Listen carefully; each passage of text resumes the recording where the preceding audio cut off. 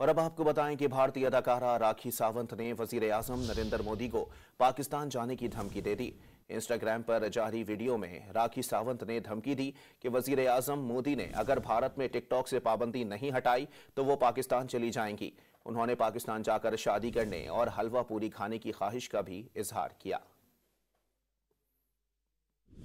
Modi ji, I am totally upset.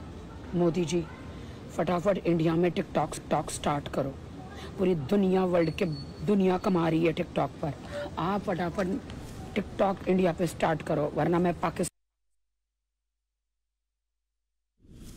और अब आपको बताएं कि भारतीय अदाकारा राखी सावंत ने वजीर आजम नरेंद्र मोदी को पाकिस्तान जाने की धमकी दे दी।